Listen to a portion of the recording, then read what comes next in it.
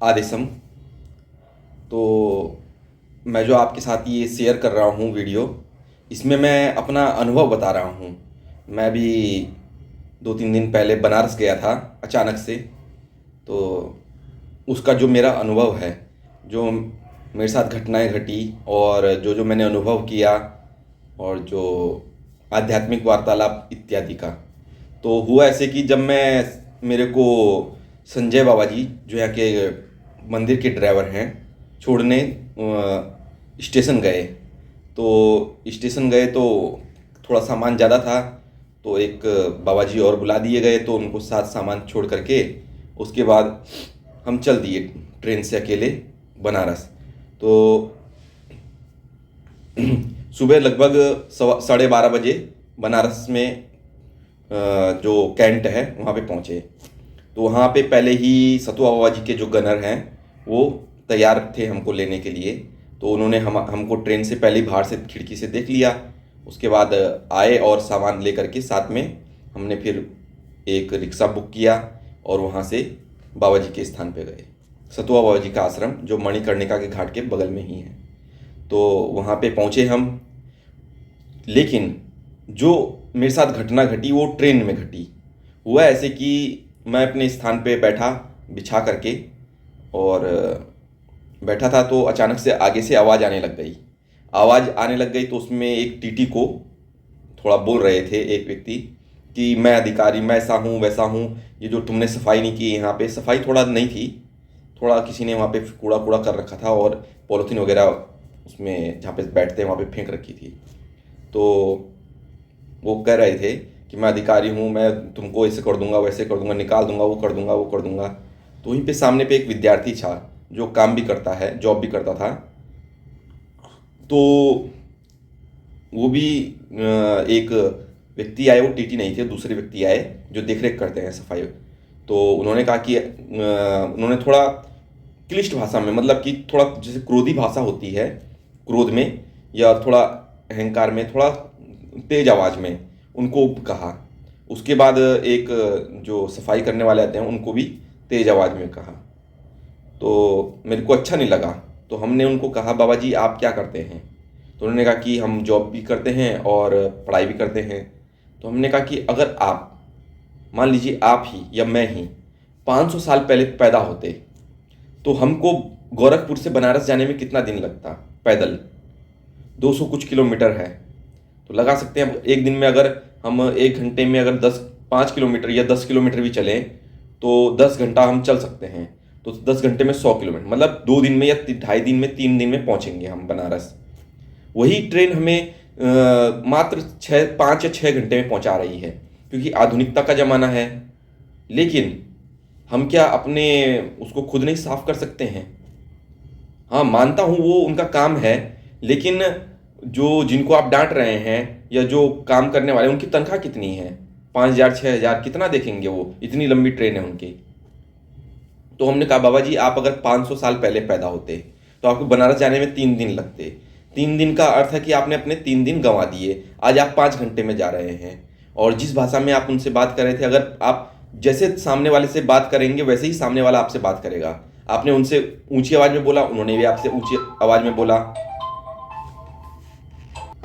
तो उन्होंने भी आपसे ऊंची आवाज में बात की। तो इसमें आप में और उनमें क्या अंतर रह गया?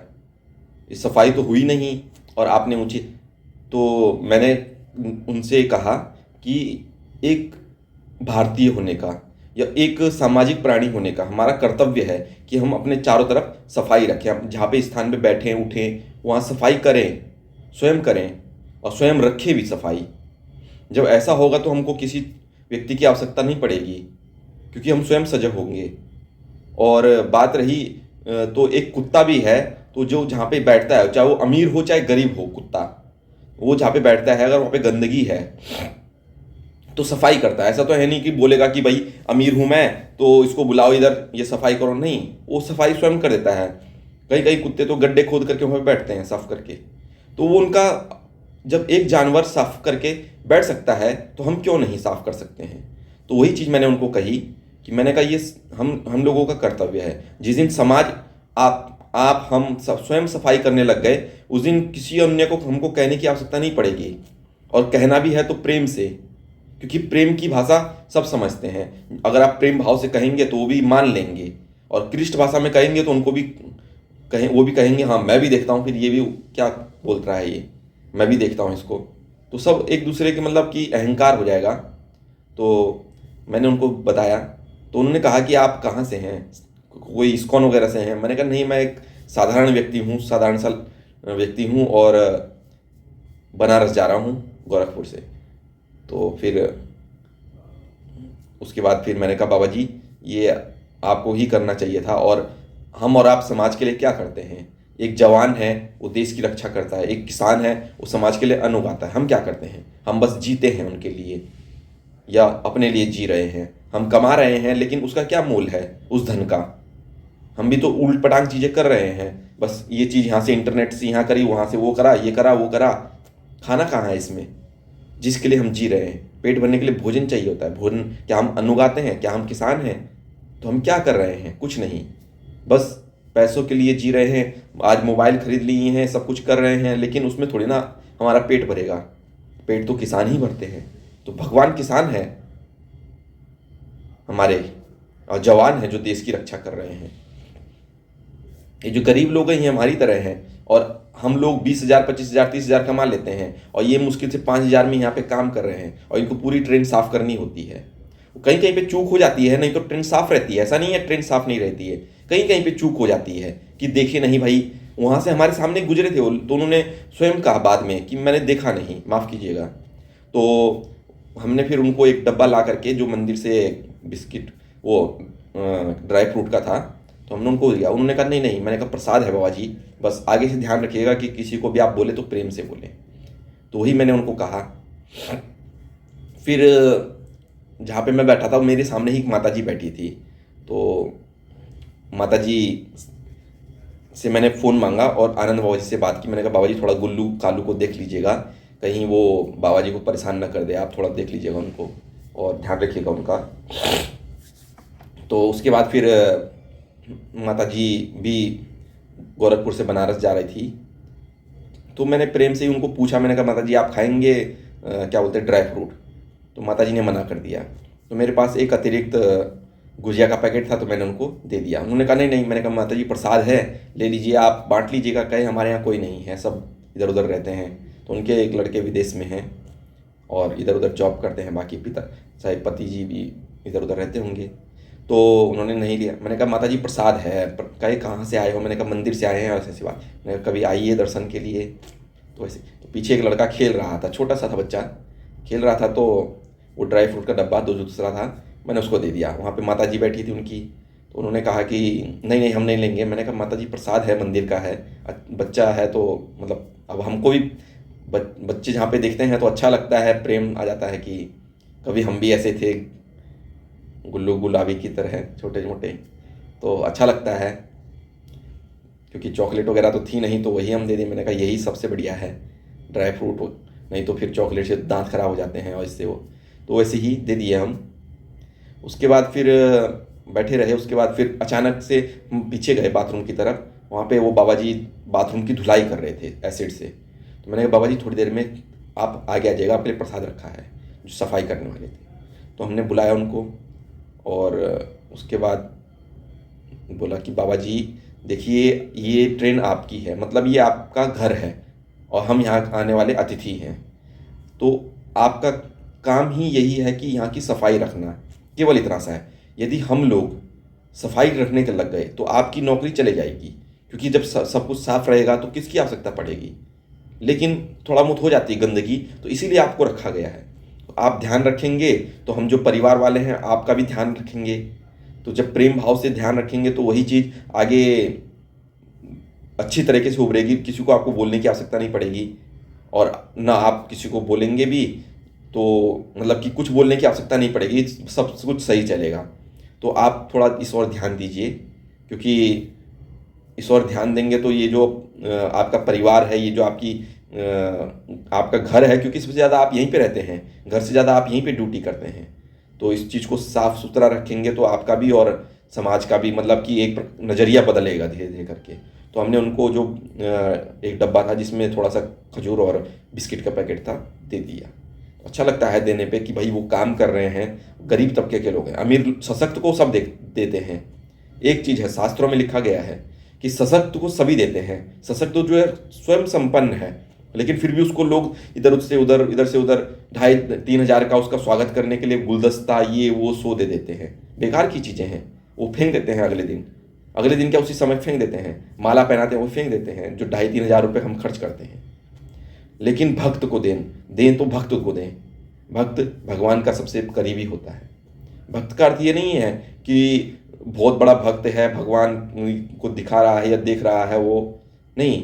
भक्त हर कोई भक्त है, आम इंसान भक्त है। मैं ये नहीं कह रहा हूँ कि अमीर लोग भक्त नहीं हैं, अमीर लोग भी भक्त हैं, लेकिन सर्वसाधारण व्यक्ति उसको आवश्यकता है, आप प्रेम से उसको दीजिए। अब कोई सिपाही जा रहा है, मान लीजिए आपके क्षेत्र में काम करता है, ड्यूटी करता है, आप उसको आकर के एक चाय पूछिए कि चाय लेंगे, भले वो ना पिएगा या वो मना कर देगा उसकी, लेकिन उसके अंदर एहसास होगा कि देखिए समाज मेरे से पूछ रहा है, मेरा कर्तव्य बनता है मैं समाज के लिए सतर्क होकर काम करूं। वो स्वयं आपकी ओर ढल जाएगा। जो आपसे घूस लेते हैं वो घूस कभी नहीं लेंगे फिर, क्योंकि वो प्रेम भाव से आपके साथ जुड़ेंगे, आपके परिवार की तरह जुड़ेंगे। और परिवार की तरह जुड़ेंगे तो उनको स्वयं शर्म आएगी कि भाई मैं 100 रुपये मांग रहा हूँ, 500 रुपये मांग रहा हूँ। ऊपर से दबाव बनता है, लेकिन फिर उनको जब स्वयं सजग हो जाएंगे तो उसके बाद आवश्यकता नहीं पड़ेगी इस चीज़ की। फिर वो सबके प्रति संभाव रखेंगे। फिर अमीर गरीब कि अमीर से पैसे ले लेंगे ज़्यादा तो गरीब को दबा दिए, फिर ऐसा नहीं होगा। क्योंकि जब वो गरीब के साथ जुड़ जाएंगे, आम आदमी के साथ जुड़ जाएंगे, तो उनको फिर तोड़ने की इतनी पैसों में ताकत नहीं है कि वो तोड़ सकें उसको। तो ये चीज़ हमें देखनी चाहिए। समाज को सफाई वगैरह ये रखना चाहिए अपने आसपास। हम देखते हैं, हम खाते हैं और जहाँ मर्जी वहाँ पॉलीथीन फेंक देते हैं, जहाँ मर्जी वहाँ कूड़ा फेंक देते हैं। ऐसा करने से नुकसान हमारे ही है। हम कहते हैं कि ये डीजल महंगा हो गया, ये महंगा हो गया, धरना दे दें, ये उधर, इससे क्या होगा? कुछ नहीं। हम अपने जीवन में 2-4 चीज़ें सही तरीके से करें तो बहुत कुछ कम हो जाए। किसान का बेचारे का बीज है, टमाटर है, ये है, वो तो घटता है। और हमारा जो डीजल है, जो अमीर लोग करते हैं, चापलूसी करके कर रहे हैं, कमा रहे हैं, वो धोखाधड़ी करके विदेश भाग रहे हैं, उनमें हम विश्वास करते हैं, करोड़ों रुपए उनको दे देते हैं और उनको हम जहाँ मर्जी वहाँ हम जो शराब पीते हैं 300-350 की बोतल पीते हैं। लेकिन वहीं अगर हम मट्ठा या छाछ लेते हैं किसी गरीब से, या पनीर लेते हैं, दही लेते हैं, तो कहते हैं इतना महंगा है। तेल का 1 रुपये रेट बढ़ा तो कहते हैं इतना महंगा हो गया है, 1 रुपये बढ़ गया है। शराब अगर 500 रुपये की हो जाए तो हम पी लेंगे आराम से। तो ऐसा क्यों? साधारण व्यक्ति क्या उसको जीने का अधिकार नहीं है? क्या 30 रुपये किलो आटा दे रहा है वो, तो कौन सा इसमें दिक्कत है? आप 50-50 रुपये की चॉकलेट खा लेते हैं, 60-60 रुपये का आप कोल्ड ड्रिंक पी लेते हैं, 70 रुपये की वो जो 100 रुपये के आप चाउमीन खा लेते हैं, फास्ट फूड खा लेते हैं। तो क्या उसको अधिकार नहीं है उस किसान को कि वो अपना 2 रुपये बढ़ा सके? तो हमको जनता की ओर झुकना पड़ेगा बाबा जी। आप कोई भी हो जो देख रहे हैं वीडियो, थोड़ा झुकिए समाज की ओर। आप अगर एक गृहस्थ जीवन में रह रहे हैं तो किसी को रोजाना एक व्यक्ति को भोजन कराइए, चाहे वो गरीब हो, अमीर हो, कोई भी हो, उसको पूछिए, चाहे वो सरकारी हो, प्राइवेट हो, जो देश के लिए सेवा समर्पित है, चाहे वो सरकारी नौकरी में है, कोई भी, चाहे वो एक झाड़ू लगाने वाला हो, एक पोछा लगाने वाला हो, एक रेलवे स्टेशन साफ करने वाला हो, कोई भी हो जो गरीब है, उसको पूछिए, उसको एक बिस्किट दे दीजिए कि आप इतना अच्छा काम कर रहे हैं, एक बिस्किट दे करके। नहीं तो कुछ पैसे मैं ये नहीं कहता हूँ पैसे दीजिए, लेकिन आपकी इच्छा है तो दे दीजिए। भले उससे 10 रुपये से कौन सा हो या 100 रुपये से कौन सा वो अमीर बन जाएगा, लेकिन एक भाव जागृत होगा उसके मन में।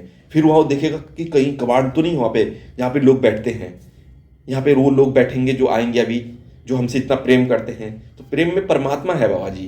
प्रेम वो शक्ति है प्रेम में जो दुनिया को बदल सकती है।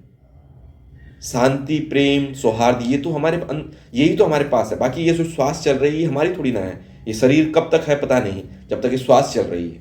ये तो सब ईश्वर के तत्व हैं, उसकी इच्छा के बिना एक पत्ता भी नहीं हिल सकता है। तो जो हमारे हाथ में है वो सेवा है, एकमात्र सेवा।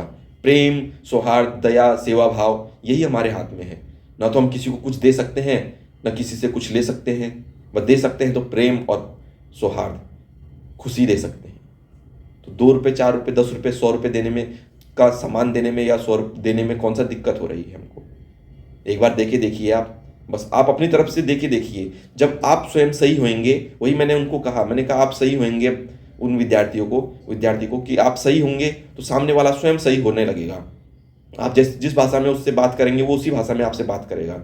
आप उससे प्रेम से बोलेंगे, वो प्रेम से ही समझेगा और प्रेम से ही बोलेगा। तो इसलिए आप लोग भी और हमको भी प्रेम से बोलना चाहिए, प्रेम से। यही जो मैंने अपनी जर्नी में, मतलब ट्रेन के अंदर जो वार्तालाप हुआ इसी संदर्भ में, तो यही चीज़ हुई। उसके बाद वो थोड़ा जो कर्मचारी थे, जो सफाई कर्मी थे, वो भी खुश हो गए, खुशी से चले गए। फिर बाद में टीटी बाबा जी आए और उन्होंने भी थोड़ा वहाँ पे सामने दो, मतलब वो ऐसे ही चला। फिर उसके बाद फिर हम बनारस पहुँच गए। बनारस में सतु बाबा जी के जो गार्ड बाबा जी थे, प्रशांत बाबा जी, उन्होंने हमको रिसीव कर लिया। और उसके बाद मैं एक्सपेक्ट नहीं किया था कि बनारस इतना, मतलब ऐसे घूमूंगा मैं, इतना सारे जगह घूमूंगा, लेकिन प्रशांत बाबा जी और सतुआ बाबा जी की आशीर्वाद से पूरा मतलब मज़ा आ गया इस बार बनारस घूम करके। धन्यवाद। तो इससे जो आपको सीखने को मिले उसको सीखिए और सेवा भाव रखिए, चाहे वो अमीर हो चाहे गरीब हो, सबसे। लेकिन गरीबों का सहयोग कीजिए। जो ऐसे कर्मचारी लोग हैं, कुछ दीजिए उनको अपनी तरफ से।